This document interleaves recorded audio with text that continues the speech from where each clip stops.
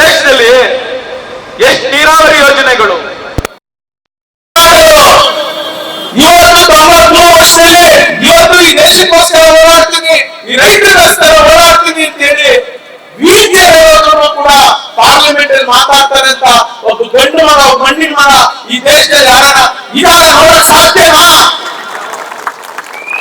ನಾವು ನ್ಯಾಯ ಕೇಳಿದ್ರೆ ರೈತರು ಒಪ್ಪಿಲ್ಲ ಸ್ವಾಮಿ, ನೀವು 80% ರೈತ ಒಪ್ಪಿಲ್ಲ. ಇಲ್ಲಿ ಕೇವಲ ಯಾರು 15% ರೈತರುಗಳನ್ನ ಶ್ರೀಮಂತರಿಗೋಸ್ಕರ ನೀವು ಈ ಯೋಜನೆ ಮಾಡಿದ್ರೆ ಬಡವರು 5 ಕುಂಟೆ 10 ಕುಂಟೆ 20 ಕುಂಟೆ 1 ಎಕರೆ 2 ಎಕರೆ 5 ಎಕರೆ 10 ಎಕರೆ ಮಾಡ್ಕೊಂಡು ಏನ್ ಮಾಡ್ತಾರೆ?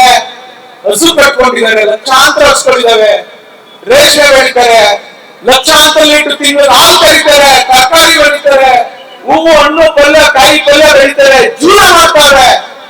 ಇವನ್ನೆಲ್ಲ ಎಲ್ಲಿ ಬಲಿ ಕೊಡ್ತೀರಿ ಅಂತ ಕೇಳಿದ್ರೆ ಇದು ರಾಜಕೀಯವಾಗಿ ಹೋರಾಟ ಮಾಡ್ತಾರೆ ಅಂತ ಹೇಳಿ ಭಾಷಣ ಮಾಡಿ ನಮ್ಮನ್ನ ಹತ್ತಿಕ್ಕೋ ಕೆಲಸವನ್ನ, ನಮ್ಗೆ ಯಾರು ಹುಡುಗರು ಬಂದ್ರೆ ಪೊಲೀಸ್ ಅವ್ರ ಕೈ ಕೇಸ್ ಹಾಕ್ಸೋದು, ಅಟ್ರಾಸಿಟಿ ಹಾಕ್ಸೋದು, ಇವೆಲ್ಲವನ್ನ ಮಾಡ್ಲಿಕ್ಕೆ ಕೊಟ್ಟಿದ್ದಾರೆ. ಮಾತು ಮೊದಲೇ ಹೇಳ್ತಾರೆ ನಾನು ಡಿನೋಟಿಫಿಕೇಶನ್ ಮಾಡೋದಿಲ್ಲ ಅಂತ.